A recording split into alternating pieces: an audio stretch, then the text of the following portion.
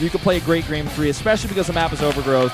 It's already up and ready, guys. We're going to jump into it right away. Let's see if Rogue can fight his way back in, or if Stats is going to take a 3-0 and jump right into the semis.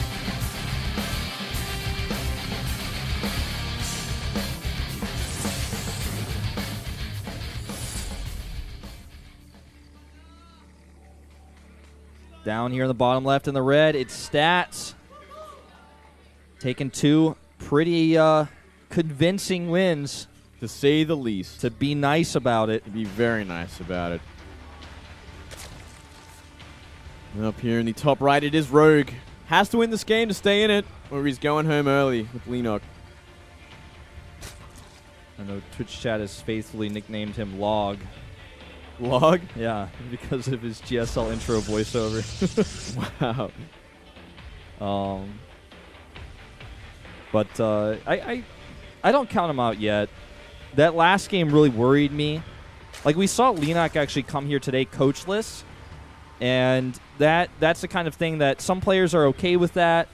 You know, Leenock has been living, you know, over in Taiwan for a while. He's had a lot of experience dealing with those sorts of situations, but you know, he started to falter a little bit. He lost 0-3. And now we've got Rogue in a similar situation where the snowball is rolling. Stats gets 2 very convincing wins. And, you know, sometimes you really need a coach in the booth for these moments. And we are going to see a potential cannon rush here. But luckily for Rogue, he did put down that 15 pool. Again, pool first. I did not want to see a game end with a cannon rush. That would make me sad. And that's a smart move. It's annoying to go pool first when your opponent goes Nexus first, but you know what? You have to do this almost on a 2-player map like this when your opponent's up 2-0. You don't want to lose a series like that. No, it's definitely the worst way to lose. And he's going to get that hatch down, and Stats is going to know exactly what's going on. He's going to probably go for the Nexus next. Doubt he will be trying to commit to any sort of cannon. Nah. Probe's already in position to plant a Nexus.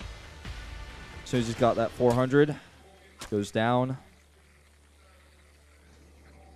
Well, this is going to be a good game, I feel like, compared to the last 2, which were frankly just very short, quick, and to the point. I'm hoping we get to see that late game Stats that is really, really fun to watch. Really, really compelling late game air armies with great harassment with the Zealots. That would be a bit of fun. And I want to see how Rogue handles that. So I hope we get to that point. Well, anything can happen on Overgrowth. I mean, we could go to a Swarm host sort of game where things kind of slow down and go to the late game. You might be seeing something a little bit more aggressive from Rogue if he wants to go kind of like a timing with Hydras or Roachling to deny that third base. It's going to depend on what we see Stats open up with as well, if he's going to go for that Stargate once again. Most likely, I'd have to say.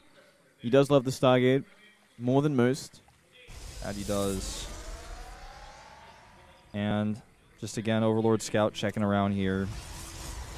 Nothing to see for a while.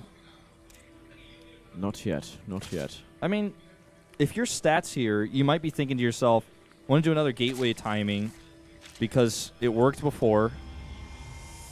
I could just get out of this series right now. It's absolutely possible he does something like this, or even an Immortal push on this map. Yeah, I mean, he could just simply slow it down as well as like, well, you know what, I haven't actually played a macro game yet, or like a full-blown macro game. How about I do slow things down, I go for that third base, and I show him my power in the mid-game. Yeah. And feign some aggression early on, maybe move out, force Rogue to overcommit to defense. And triple gas, by the way, on 2-base here. Yeah, yeah. Triple gas on 2-base. This is it's kind of interesting, actually, because we don't see a third hatchery. We do see a Chrono Boost on Warp Gate research here that's been unscouted. And to paint a bigger picture for you guys, map 4 is Deadwing and map 5 is Sejong. So keep those maps that we've got in the future in mind. Stats have been able to hide basically his macro game so far, and you know, on Deadwing, that's the one you really want to have to pull that one out. This is an interesting build we're seeing from Rogue. What do you think he's going to do here? Rush Mutas or something? Well, we got an Evolution Chamber coming, so... No, I guess not, I don't think so. But we're going to have to depend if we're going to see a Roach Warren in the next maybe like 10 seconds. If not, and I think it's going to be Hydras. It could be Swarm Hosts. We have seen 2-base Swarm Hosts into like a later third base. Specifically on King Sejong. I think it was Dark that did that. If I can recall correctly in Pro League at some point. Maybe that's going to be the case here. Maybe, well, there goes the Roach Worm. But it is a bit late. It's not timed perfectly with the lair, so he's not going to get the Roach speed as quickly as he'd want it. And, ooh. Gate gets scouted, one of them. But that's enough to know at least it's multi-gates. Yeah, but, I mean, it's simply an expansion sort of scout there. It's like, okay, you got 3 gate. It means you're probably going to go for a third base with +1. But he's making immortals as well. Or 1 immortal. Oh, he's going to see the Robo. He's not going to see the immortal finish. No. Well, I mean, with you think it's just going to be an immortal attack? I don't think it's going to be an attack exactly. I think it's going to be... I feel like it should be a third base because he doesn't have enough gateways to warrant an attack. Could he just be delaying the gates until he killed the Overlord? I mean, it's going to mess up his timing a little bit, but at least it'll be hidden. Maybe. Very possibly. I mean, I'm surprised it is 3 gates, though. I feel like if he added 2 more, it would make a lot more sense. But he is adding a second immortal now, so maybe he wants to start the aggression. He does see the Lings don't have speed yet. He's going to go ahead and move across and delay the... Well, you know what? It's probably because he didn't see a third base. So he's actually playing super defensive. Yeah, that makes sense. Something I simply completely went over my head. I'm like, wait a second. Well, we're thinking about this as if this is a normal game, which it's not. Yeah, he's 2 bases, so he's like, okay, he's probably going to be aggressive. I probably want to get units out that can deal with just about anything. And obviously the best choice would be Immortal, and especially against Roaches, which we are seeing. Yeah, he's moving across the map now. He has that Mothership core so he can recall if things get dicey. Although it's going to have to be with his army. Ooh, Slowlings might be able to force a cancel on this one. Yep. Well, +1, nearly +1 Zealot might be able to deal with it. At least create a distraction until that pylon finishes where he can warp in. Maybe. He's just trying to figure out how many units does Rogue have right now. Found him. He's like, okay, there's all the Roaches. I know what you're doing. You're still on 2 base. Burrow movement on the way. It's essentially a great read from stats, and if he can just hold on to whatever comes his way from Rogue, he will just win the game with 3 base. And he faked another Immortal Hallucination, making it look like he had a larger army than he really did. Warp Prism's on the way. He's getting the armor. I'm really liking his position, because all he needs to have is detection to deal with the Roaches, and maybe some cannons. He's making 3 cannons. I like his position a lot. All he has to do is survive. All he has to do is survive. Yeah, he's Rogue has cut a lot of corners economically to get to this part of the game. He has to do damage with it, or he loses the game. He's making his 3rd base now, but it's going to be a lot more delayed than Stats' 3rd base. And we already see a great SimCity. We see 2 Immortals and 8 Sentries. It looks like these might break like water on rocks, man. This is he's walking into the direct counter to what he's done. He's walking into it. He's gonna have the next kind of step here is he's gonna have burrow movement with the Roaches. Might be able to help if he gets on top of them, but there's a lot of cannons around the map, around the 3rd and natural, which you're gonna detect. You're gonna give a little bit more firepower. And to these observers, gonna know exactly. He doesn't know exactly where Rogue is right now, so he could get surprised at this point. Yep.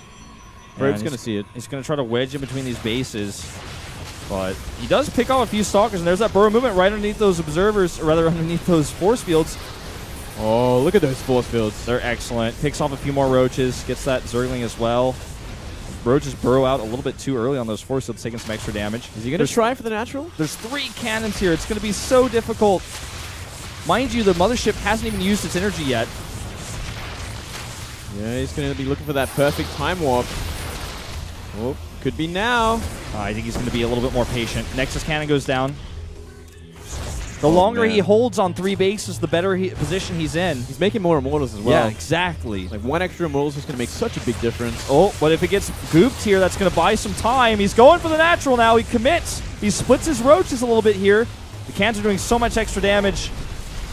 That Immortal is going to pop out in a very unfriendly territory here, but it looks like the Roach is just going to run by. Blink is on the way as well, which is something that could help him out quite a lot.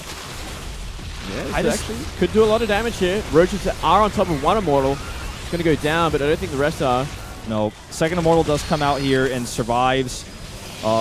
Very few probes killed, if any at all. And this is starting to lose steam already. He's going to have +2. He did kill that Forge, so that's important to note.